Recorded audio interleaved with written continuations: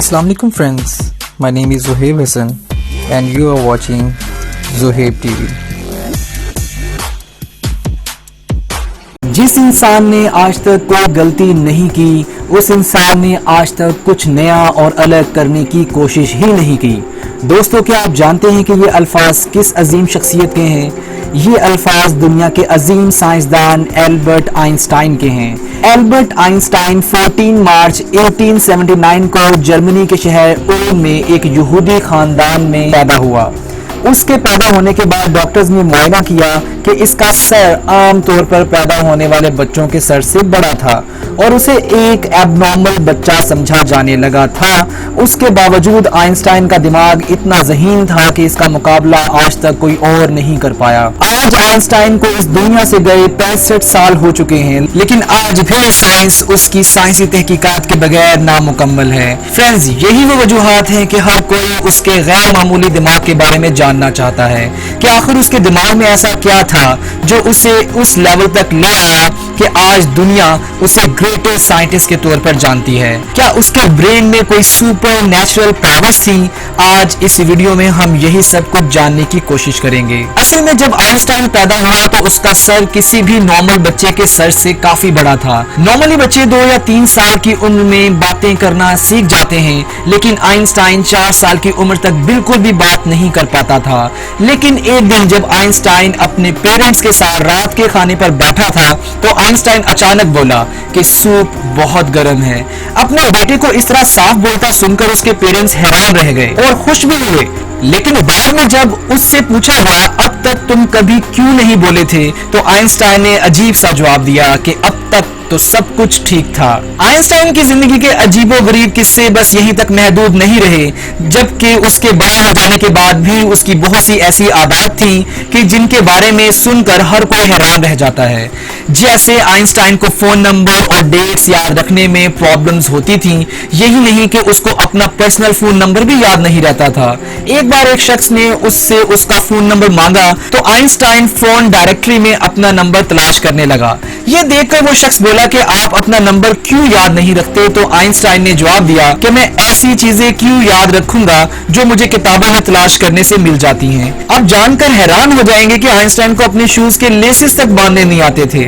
वो शूज में सॉक्स तक नहीं पहनता था क्योंकि उसके पांव की उंगलियां इतनी लंबी थी कि उसकी जुराबें फट जाती थी। आइंस्टाइन हमेशा कहता था कि उसमें कोई खास बात नहीं है, बस वो एक ऐसा इंसान है जिसमें चीजों के बारे में जानने की जुस्तजू भरी पड़ी है। आप हैरान होंगे कि आइंस्टाइन पढ़ाई में बहुत कमजोर था, इसलिए आइंस्टाइन का शुमार नालायक और बेवकूफ बच्चों में किया जाता था। उसकी कुछ हरकतें ऐसी थीं कि लोग उसे पागल कहना शुरू हो गए थे, जबकि आइंस्टाइन के टीचर्स भी उसे पसंद नहीं करते थे क्योंकि आइंस्टाइन साइंस और मैथ के अलावा हर सब्जेक्ट में फेल हो जाता था।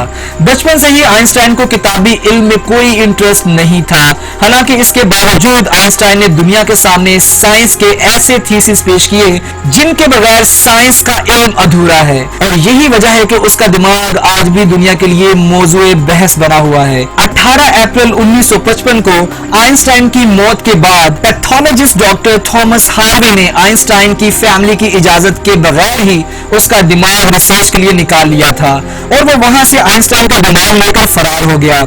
इस वाक़े के बाद डॉक्टर हार्वे को नौकरी से निकाल दिया गया, लेकिन उसने ये मौक़िफ़ अपनाया कि उसने ऐसा सिर्फ रिसर्च की गर्ज से किया है और वो वादा करता है कि वो आइंस्टाइन के दिमाग पर रिसर्च जरूर करेगा ताकि मुस्तकबिल में इससे साइंस और साइंटिस्ट दोनों को ही कुछ फायदा पहुंच सके।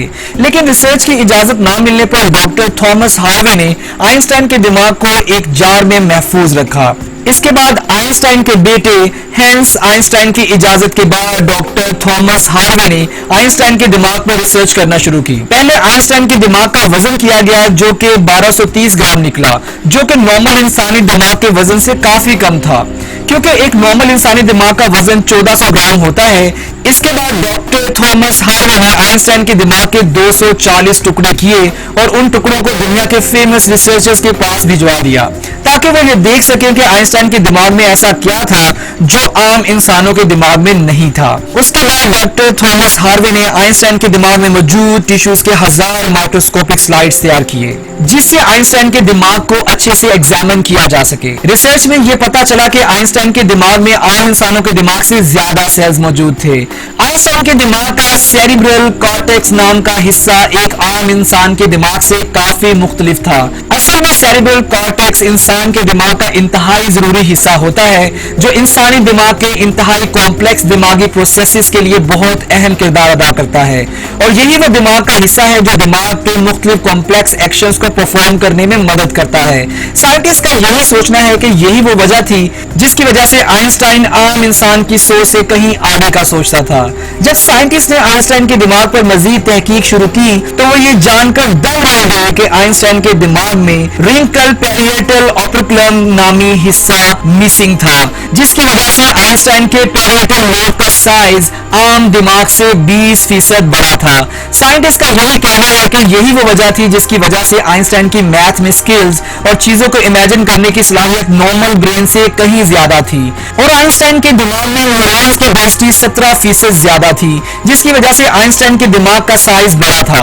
साइंटिस्ट के मुताबिक इसी वजह से आइंस्टाइन की कंसंट्रेशन और किसी भी चीजों को लेकर बहुत आगे तक सोचने की सलाहियत आम इंसान के मुकाबले में कहीं ज्यादा थी।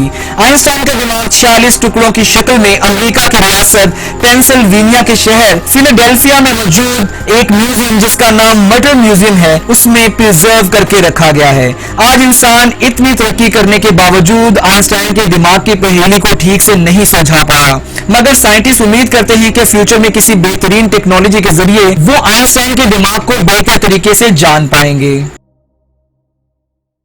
फ्रेंड्स, आज के लिए बस इतना ही।